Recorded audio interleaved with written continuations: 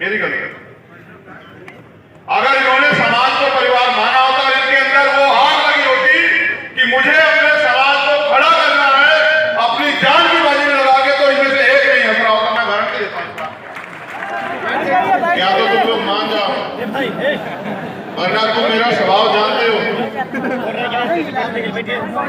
ये लोग डिस्टर्ब कर रहे हैं, क्या करूं इनका?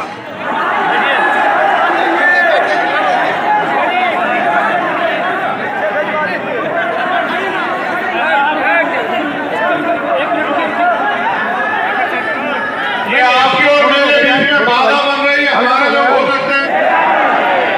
दोबारा बताओ किस तरह से होगी यात्रा का? क्या नाम है?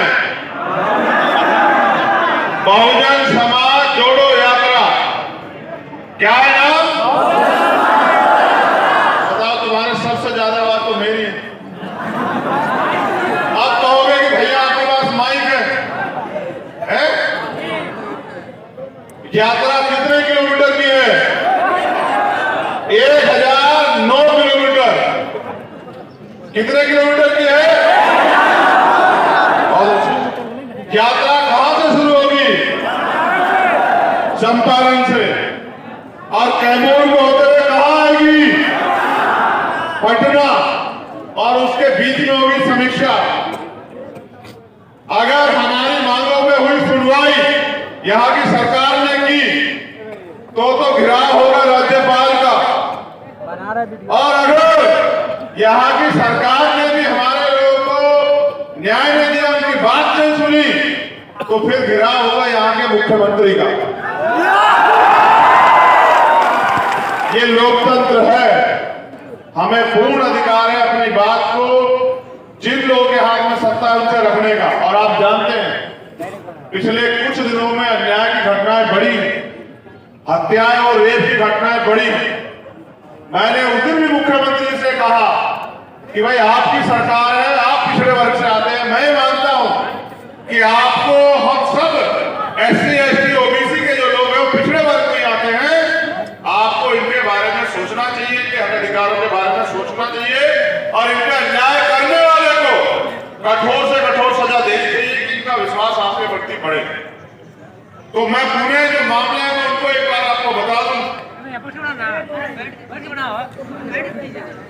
जैसे सबसे बड़ा मामला है अनुसूचित जाति, जनजाति और OBC में धार्मिक अल्पसंख्यक समाज के आरक्षण व SC ST अत्याचार अधिनियम के तहत लंबित केस की कार्रवाई और सुनवाई।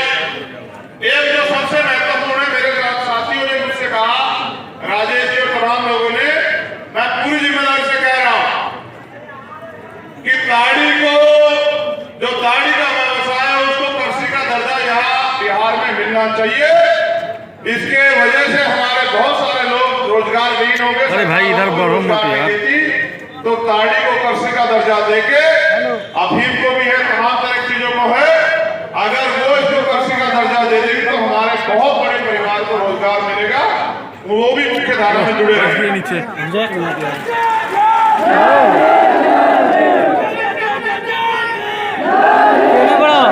फिर SC ST OBC अल्पसंख्यक छात्रावास को विकसित किया जाए, हम करते पुस्तकालय बनाया जाए, पुरानी छात्रवृत्ति को पुनः लागू कराया जाए, विकास मित्र टोला सेवक वीडियो रिकॉर्डिंग करता नहीं व आशा व ममता कार्यकर्ताओं का वेतनमान दिलाने हेतु बिहार प्रदेश के वक्त और संपत्तियों का पुनः सर्वे कराकर अवैध कब्जे से मुक्त कराने हेतु अन्य महत्वपूर्ण विषय है।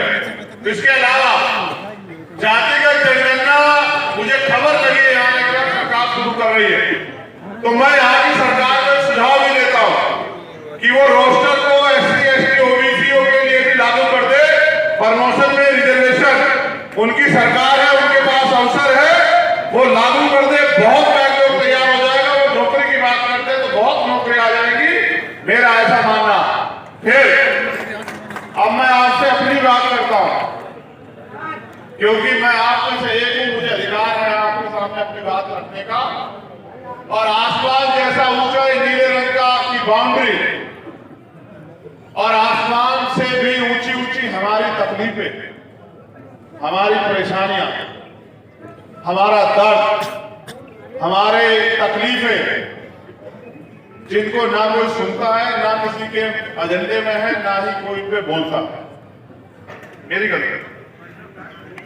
अगर इन्होंने समाज को परिवार माना होता, इनके अंदर वो आग लगी होती कि मुझे अपने समाज को खड़ा करना है, अपनी जान की बाजी में लगा के, तो इनमें से एक नहीं हंस रहा होता। मैं गारंटी देता हूं। अगर इन्होंने यूपी में जो जिस बहन के साथ अन्याय हुआ, राजस्थान में जिस भाई की पूछे कर रखने में हत्या हुई, जिसको पहले महीने में मार दिया गया, उसको अपना भाई समझा होता, तो मुझे इनको डांटना नहीं पड़ता। देखो, मैं इतिहास के उस दौर में हूं कि जहां मैं जब सुबह उठता हूं तो मैं सबसे पहले आंखें खोलने के बाद मोबाइल चेक करता हूं कि पिछली रात में कोई ऐसी घटना तो नहीं घटी जिसमें मुझे जाना पड़ेगा या जहां मेरी जरूरत है। आज ये हाल है, प्रदेश बदलते हैं, जिले बदलते हैं, पीड़िताओं के नाम बदलते हैं, लेकिन कोई ऐसा प्रदेश नहीं है। मेरे आज भी याद है, हम बहन ज्योति पासवान के साथ जो अन्याय हुआ था उसके लिए लड़े, और ये भोला पासवान तमाम लोग साथी याद है। उसका हाथ की नब्ज पकड़ के देखा गया कि मरा नहीं मरा। जब उसकी हाथ की नब्ज खत्म हो गई, रुक गई, तब उन लोगों ने उसको छोड़ा। मैं उनकी लड़ाई लड़ने के लिए, उस परिवार को विश्वास दिलाने के लिए कि हम हैं, मैं वहां गया और वहां से वापस लौट रहा था।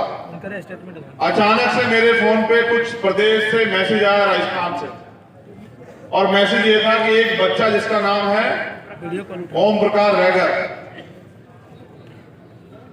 उसने सुसाइड कर लिया। इस वजह से, किस वजह से सुनोगे, कि उनके पिता को, उनकी मां को ताकतवर लोगों के इशारे पे पीटा गया, और पीटने के बाद जब वो न्याय के लिए जाता है तो वहां का एसएचओ और सीओ उनको ये कहता है कि क्या तो फैसला कर लो, पहले तो मुकदमे को मना करते, फिर कहते फैसला कर लो।